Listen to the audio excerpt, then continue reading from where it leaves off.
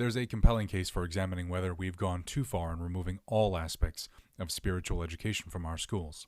Research from prestigious institutions suggests that humans, particularly children, have an innate predisposition toward religious or spiritual belief.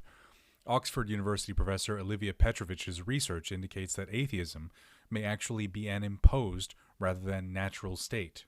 This finding is supported by Bruce Hood's developmental psychology studies in the UK and Deborah Kellerman's research in Boston University, which found that even highly trained scientists retain an inherent tendency to seek purpose in nature.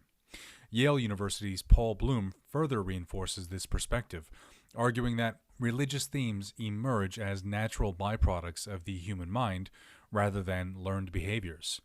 Justin Barrett from Oxford University's Center of Anthropology and Mind has identified cognitive biases toward concepts like afterlife and higher powers, documenting these findings in his 2012 book, Born Believers, The Science of Children's Religious Belief. This natural inclination toward spiritual belief stands in stark contrast to how schools address other innate human tendencies.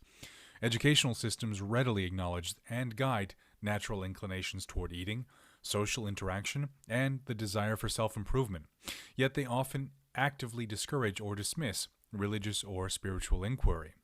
The impact of this approach may be reflected in concerning statistics.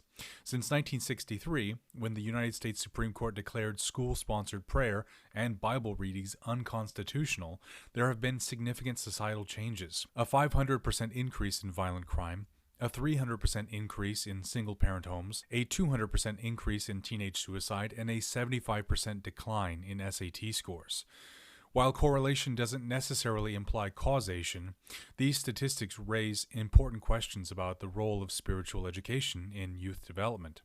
Even prominent atheist scholars like Alison Gopnik from UC Berkeley have observed that elementary school-aged children naturally invoke godlike designers to explain the world complexity around them, even without religious upbringing or prompting. This discussion isn't about promoting any particular religion, but rather about acknowledging and appropriately addressing a fundamental aspect of human nature. The evidence suggests that completely removing religious education from schools may be counter to our natural cognitive development. Perhaps it's time to reevaluate our approach to spiritual education in a way that acknowledges this innate human characteristic.